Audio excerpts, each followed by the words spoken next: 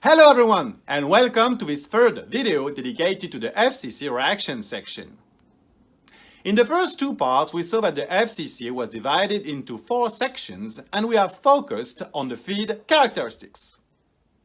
It's now time to go into the details of the process. As we have seen earlier, the video is stored at a temperature of about 80 degrees C in a tank. This is the starting point of the process. In the atmospheric distillation videos, we took an example of a refinery processing 500 tons per hour. Since the VGO cut typically represents 30% of the crude, it means that the production of VGO is equal to 0.3 multiplied by 500 equals 150 tons per hour. We will therefore take the example of a FCC unit processing 150 tons per hour of VGO feed. We will assume that the entire VGO is routed to the FCC. The first step consists in increasing the VGO pressure with a centrifugal pump. Then the VGO is heated up to a temperature between 200 and 300 degrees C depending on the unit. In our example, the VGO will be heated up to 220 degrees C. So, how much energy does it require to preheat the VGO to 220 degrees C? As in the videos on atmospheric distillation, let's do a heat balance. The specific heat of a typical VGO is about 0.55 kilocalorie per kilo and per degree C in this temperature range between 80 and 250 degrees C. So, raising the temperature of a kilogram of VGO by 1 degree C requires 0.55 kilocalorie. So, to heat up 150 tons per hour of VGO from 80 to 220 degrees C, we'll need 150,000 multiplied by 0.55 multiplied by the difference in temperature between 220 degrees C and 80 degrees C, which means 11.7 gigacalories per hour. We will detail later on in these videos the origin of this important amount of energy. Once the VGO feed has been preheated, atomizing steam is injected. This steam injection allows the full vaporization and atomization of the VGO feed at the reactor inlet.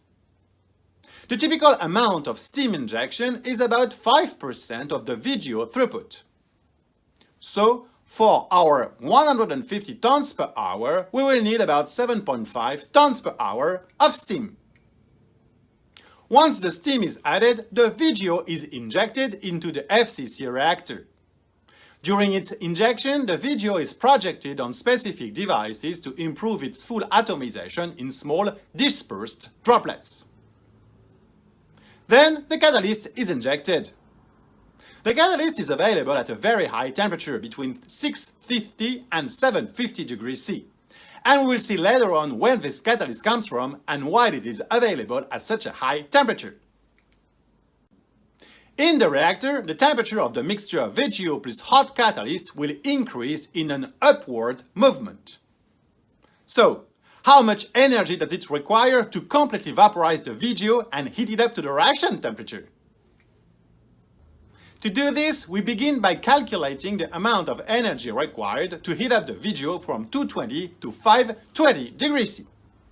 Indeed, 520 degrees C is the temperature that the catalyst mixture plus VGO will reach. We'll come back later in these videos on the way to prove it. In this higher temperature range, the VGO heat capacity will be higher than the 0.55 kilocalorie per kilo and per degree C that we saw earlier. It will be about 0.73 kilocalorie per kilo and per degree C. Thus, the amount of energy required will be 150 multiplied by 0.73 multiplied by the difference in temperature between 520 and 220 degrees C. Let's say 31.9 gigacalories per hour. But this energy is not enough. In fact, since the VGO will vaporize in the reactor, we need to take into account the heat of vaporization of the VGO.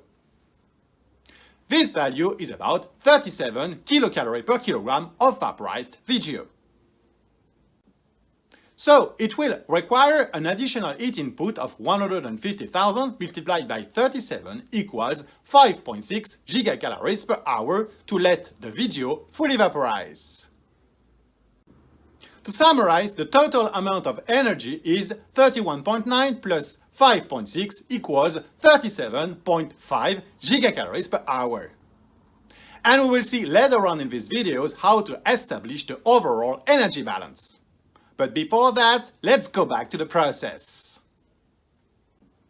The amount of catalyst injected is between 5 to 6 times the liquid feed rate. In our example, we will say that we inject 5 times more catalyst than the liquid feed rate. 5 times 150 equals 750 tons per hour of catalyst. This is a huge value, but we will see later on that this quantity is needed. We recall that the video has been preheated to 220 degrees C, and the catalyst has been injected at a temperature of about 700 degrees C. So, the mixture VGO plus catalyst equilibrates at a typical temperature between 510 to 530 degrees C. This is the reactor temperature, or called severity. But by the way, what is this catalyst and what is it made of? See you in the 4th video dedicated to catalytic cracking. In the meantime, do not hesitate to test your knowledge by answering the quiz whose link is available in the description of the video. Thank you very much for your attention and see you very soon for the next part. Bye bye!